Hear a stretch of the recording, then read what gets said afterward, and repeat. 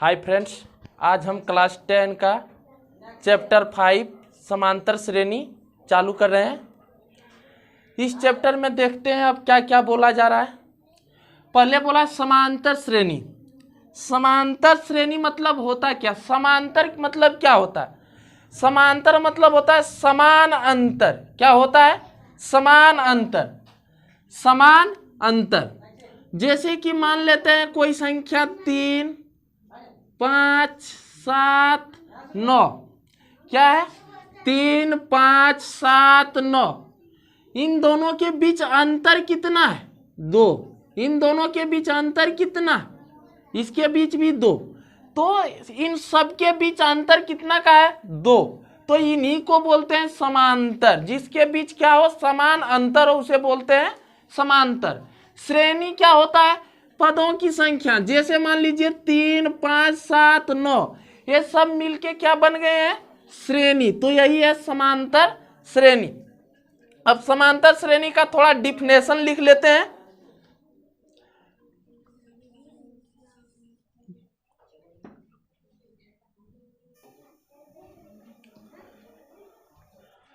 समांतर श्रेणी एक समांतर श्रेणी संख्याओं की एक ऐसी सूची जिसमें प्रत्येक पद पहले पद के अतिरिक्त अपने पद में एक निश्चित संख्या जोड़ने पर प्राप्त होता है। कहने का अर्थ है कि कोई भी एक समांतर श्रेणी लेते हैं। समांतर श्रेणी जैसे कि मान लेते हैं 2, 4, 6, 8, 10। एक संख्या ली है। क्या बोला? एक निश्चित संख्या जोड़ने पर। निश्चित संख्या ऐसे नहीं तो मान लीजिए कि एक संख्या मान लेते हैं 2। क्या मान लेते हैं? 2। क्या बोला गया? एक समांतर श्रेणी संख्याओं की एक ऐसी सूची है जिसमें प्रत्येक पद पहले पद के अतिरिक्त मतलब पहले पद को छोड़ के अपने पद में एक निश्चित संख्या जोड़ने पर प्राप्त होता है। मान लेते हैं निश्चित संख्या जो है, निश्चित संख्या मान लिए। निश्चित संख्या क्या मान लिया? माना निश्चित संख्या बराबर 3। कितना मान लिया? निश्चित संख्या 3 मान लिया। अब दूसरा, जैसे ये पहला पद है, अब इसके अतिरिक्त पद अब यहाँ पे 2 + 3। दूसरा पद क्या है? 2 + 3। क्या? निश्चित संख्या जोड़ने पर। तो 2 है, इसमें 3 जोड़े तो कितना आ गया? 5। अब फिर 5 में 3 जोड़ेंगे तो कितना हो जाएगा? 8। 8 में 3 जोड़ेंगे तो कितना हो जाएगा? 11। यानी क्या बोल रहा है? एक निश्चित संख्या 3 ले लिए। क्या ले लिए? 3। मान लिया कि निश्चित संख्या 3 है।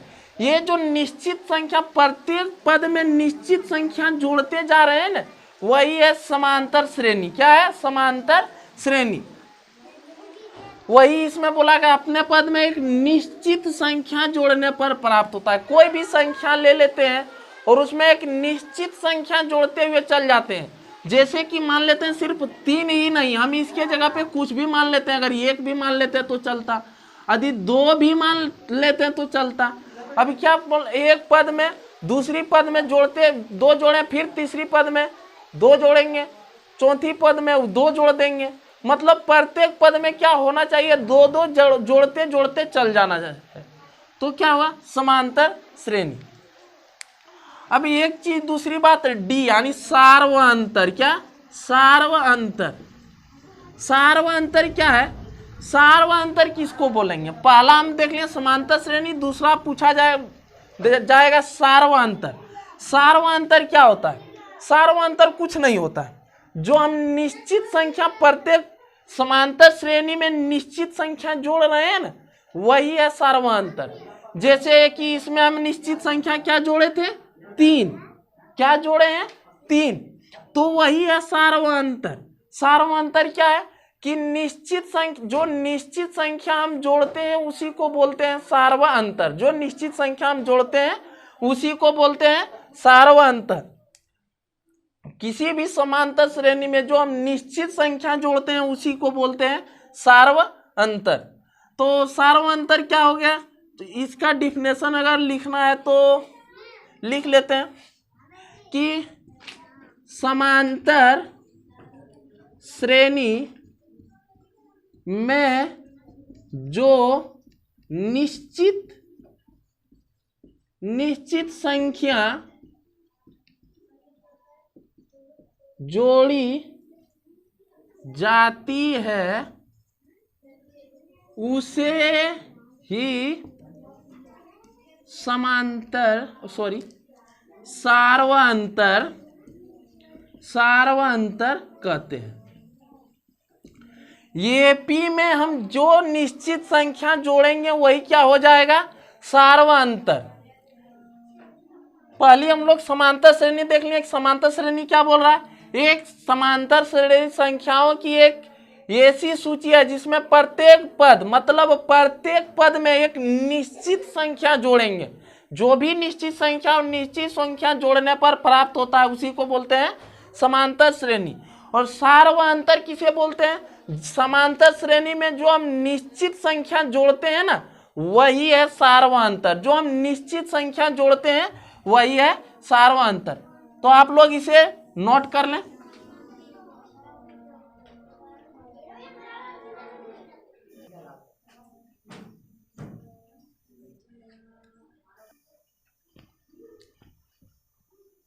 चलिए अब आगे देखते हैं। सार्वअंतर समझ में आ गया होगा आप सभी को। तो अब तीसरी बात क्या देख लेते हैं, समांतर श्रेणी कितने प्रकार के होते हैं। समांतर श्रेणी कितने पहला देख लिया, समांतर श्रेणी कहते किसको है, यदि किसी संख्या में एक निश्चित संख्या जोड़ने पर जो प्राप्त होता है उसी को हम बोलते हैं समांतर श्रेणी। और सार्वअंतर किसको बोलते हैं, यदि जो निश्चित संख्या हम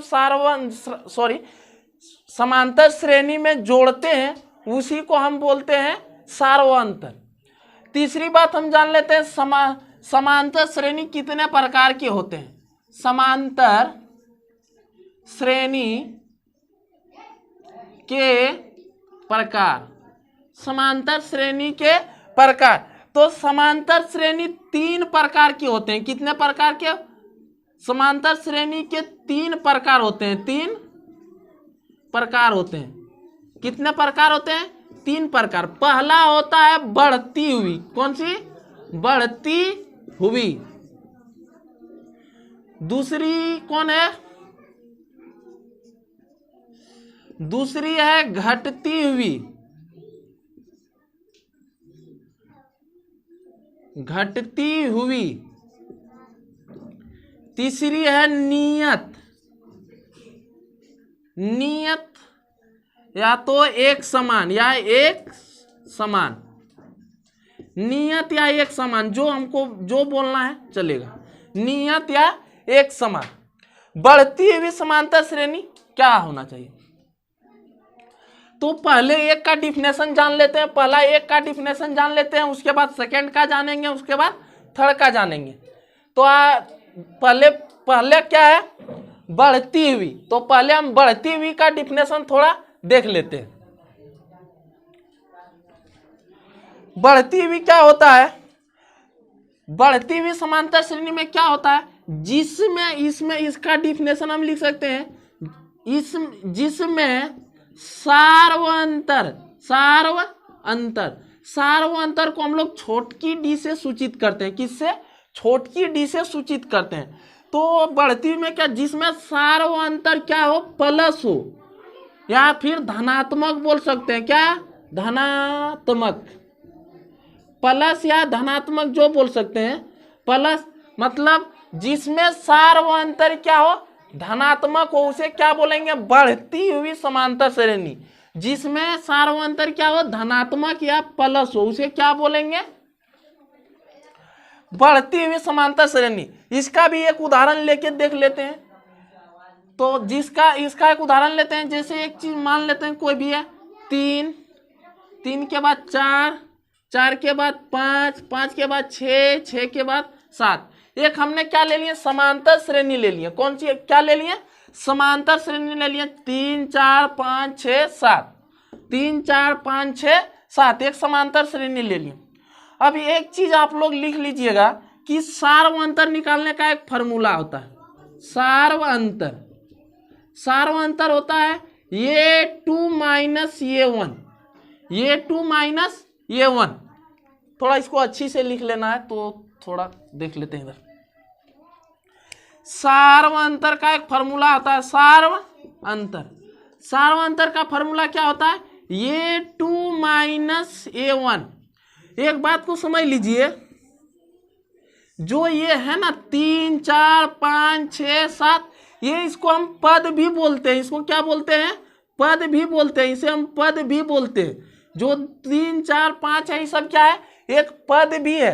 तो ये जी इसको ये हो गया, ये 1 मतलब हो गया पहला पद, ये 2 मतलब हो गया दूसरा पद, ये 3 मतलब तीसरा पद, ये 4 चौथा पद। इस तरह जितना बढ़ते जाएगा उतना हम लिखते जाएंगे।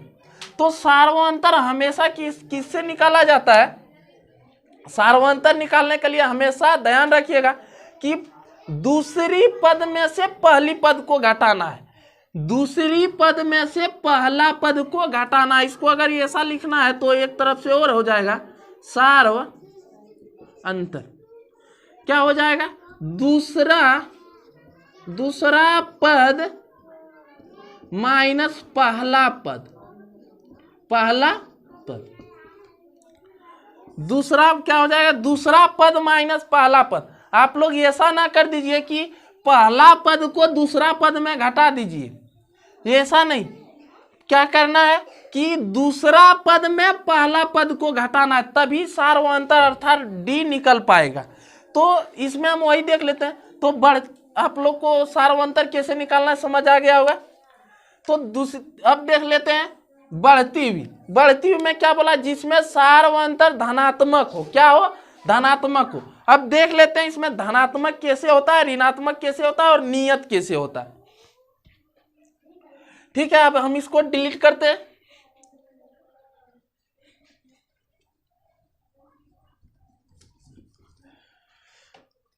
तो डी, यहां पे डी यदि निकालें सार्वंतर, क्या निकालें, सार्वंतर यानी डी का फॉर्मूला क्या बताएं, ये 2 माइनस ये 1, ये 2 माइनस ये 1। तो यहां पे दूसरा पद क्या है, 4 है, और पहला पद क्या है, 3 है। तो 4 में 3 गया, कितना बचेगा, 1। ये जो डी आया ना, डी क्या है, प्लस है या माइनस है, डी क्या है, प्लस है या माइनस है। यहां पे देखिए क्या है, प्लस है। क्या है, प्लस है। अर्थात हम यहाँ क्या दिख रहे हैं, डी हमेशा प्लस आता है। तो जिसमें डी यानी सार्वंतर क्या हो, धनात्मक हो, उसे क्या बोलेंगे, बढ़ती हुई समांतर श्रेणी। क्या बोलेंगे, बढ़ती हुई समांतर श्रेणी, जिसमें डी प्लस हो। दूसरी बात हम क्या बोले थे कि घटती हुई समांतर श्रेणी। अब देख लेते हैं घटती हुई समांतर श्रेणी। आप लोग इसे नोट कर लीजिए।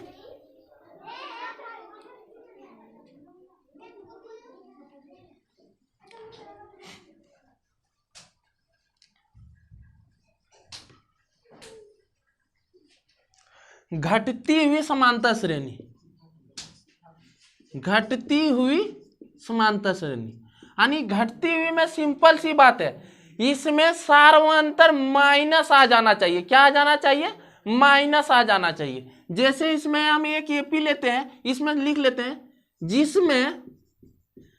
जिसमें सार्वंतर क्या हो, सार्वंतर माइनस या ऋणात्मक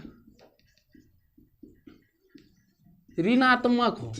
क्या हो, जिसमें सार्वंतर माइनस या ऋणात्मक हो, जो बोल सकते हैं। जैसे हम एक प्रकार का एपी लेते हैं, 10 8 6 4 2, एक एपी ले लिए हम।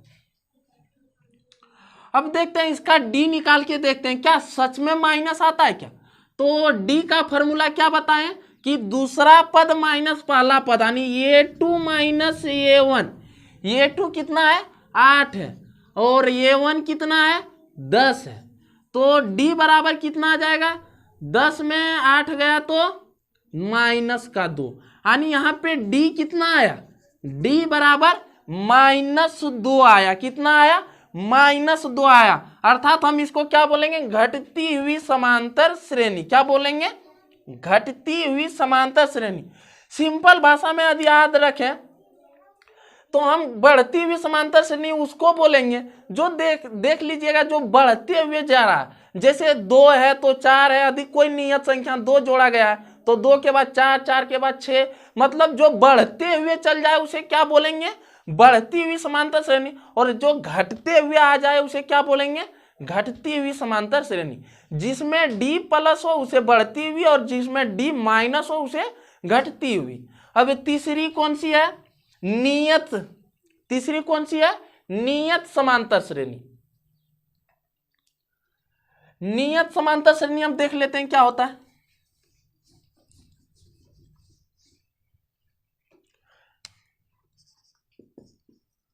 नियत समांतर श्रेणी या तो नियत या एक समान, एक समान, नियत या एक समान, जिसमें क्या, इसमें d क्या होगा, जिसमें d, जिसमें सार व अंतर क्या होना चाहिए, सार व अंतर 0, सार व अंतर 0 हो। क्या हो, जिसमें सार व अंतर क्या हो उसे बोलेंगे नियत समांतर श्रेणी। किसको बोलेंगे, जिसका सार व अंतर 0 हो उसे क्या बोलेंगे, नियत समांतर श्रेणी।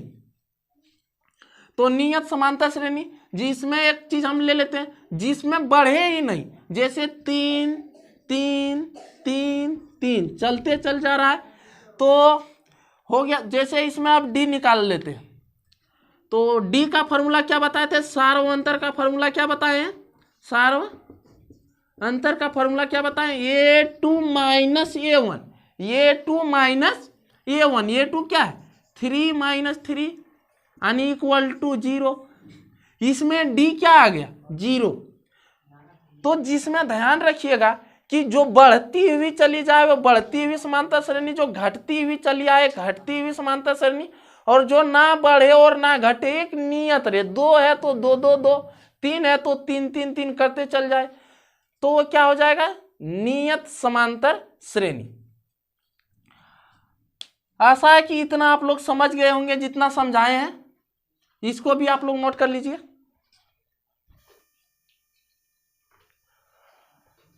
हम लोग जान लिए समांतर श्रेणी क्या है, सार व अंतर क्या है, समांतर श्रेणी कितने प्रकार के होते हैं, समांतर श्रेणी 3 प्रकार के, बढ़ती हुई, घटती हुई और नियत।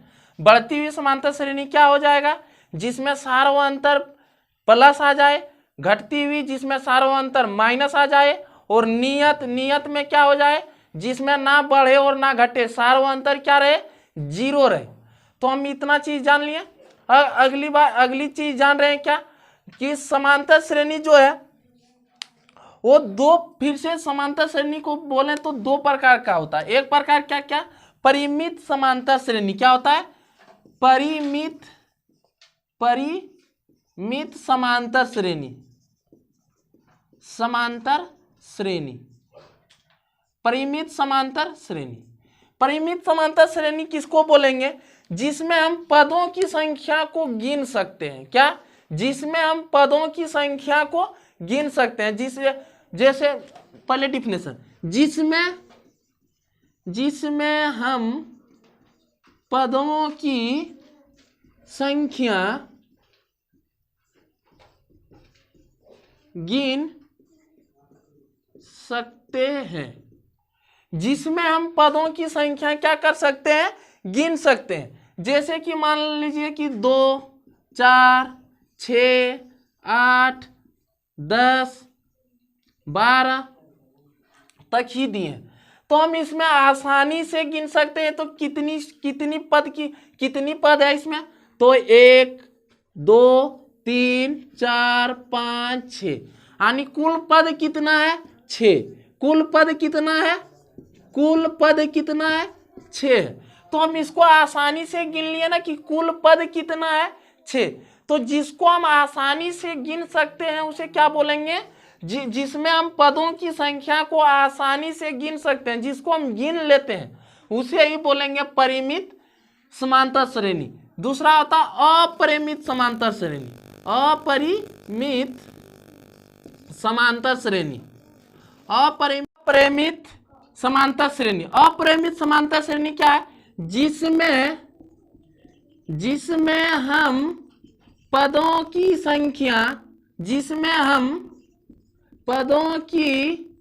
संख्या गिन नहीं सकते। क्या? गिन नहीं सकते। जिसमें हम पदों की संख्या को क्या कर सकते हैं? गिन नहीं सकते हैं, उसे क्या बोलेंगे? अपरिमित समांतर श्रेणी। जैसे इसमें एक उदाहरण लेते हैं। उदाहरण क्या? जैसे मान लेते हैं कि 5, 6, 7, 8, 9 ऐसे करते हैं, ऐसे हम डैश डैश दे दिए। इसका मतलब है कि कहां तक गया है, इसका अंत नहीं है। तो इसीलिए तो क्या हम इसको गिन सकते हैं? नहीं गिन सकते हैं। इसको हम गिन सकते हैं? नहीं गिन सकते हैं। इसीलिए बोलते हैं अपरिमित समांतर श्रेणी। क्या? पहला प्रेमित समांतर श्रेणी जिसमें हम पदों की संख्या गिन सकते हैं। अपरिमित समांतर श्रेणी जिसमें हम पदों की संख्या गिन नहीं सकते। अब बोलिए तो इसमें कुल कितना पद होगा? जोड़ सकते हैं 1, 2, 3, 4, 5, 6, कहां तक गया हमको भी नहीं पता। तो इसमें हम क्या जोड़ सकते हैं? कुल नहीं। तो क्या हो जाएगा? परिमित समांतर श्रेणी क्या हो जाएगा? जिसमें हम पदों की संख्या को गिन सकते हैं। और अपरिमित जिसमें हम पदों की संख्या को गिन नहीं सकते। यहां तक आप सबको समझ में आ गया होगा। इसका 5 पॉइंट का बेसिक खत्म हुआ, 5.1 का बेसिक खत्म हुआ। अब इसका अगला जो होगा वीडियो होगा वो 5.1 होगा। किसी भी तरह से सबसे पहले क्या कर, कोई भी चैप्टर हम देखेंगे तो उससे पहले सबसे पहले हम उसका क्या जान लेंगे? बेसिक। यदि बेसिक जान लेंगे तो ही अच्छा होगा।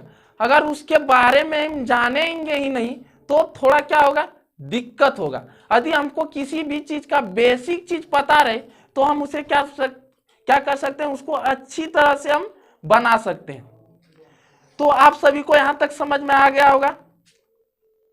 जितना समझाएं उतना समझ में। पहले तो क्या समझाएं? समांतर श्रेणी क्या है? समांतर श्रेणी क्या है? जिस कोई भी है संख्या, उसमें कोई भी पद है उसमें एक निश्चित संख्या जोड़ते हुए चल जाएंगे। तो दूसरी क्या था? सार्वंतर। सार्वंतर क्या था? तो सार्वंतर जो निश्चित संख्या जोड़ते हैं वही सार्वंतर है। सार्वंतर निकालने का फॉर्मूला क्या होगा था कि दूसरा पद माइनस पहला पद, यानी A2 माइनस A1। जब भी हमको सार्वंतर निकालने बोले तो क्या करेंगे? A2 minus A1। तीसरा क्या था? मतलब कि समांतर श्रेणी कितने प्रकार के होते हैं? तो समांतर श्रेणी कितने प्रकार के होते हैं? 3 प्रकार के, बढ़ती हुई, घटती हुई और नियत। बढ़ती हुई क्या हो गया? जिसमें D प्लस हो। घटती हुई क्या हो गया? जिसमें D माइनस हो। नियत में D 0 रहे। और उसका आगे हम लोग क्या देखें कि समांतर श्रेणी फिर से 2 प्रकार का है।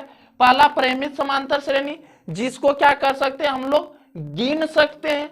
और अपरिमित समांतर श्रेणी जिसमें हम पदों की संख्या को गिन नहीं सकते हैं। बस 5.1 का बेसिक यहीं तक।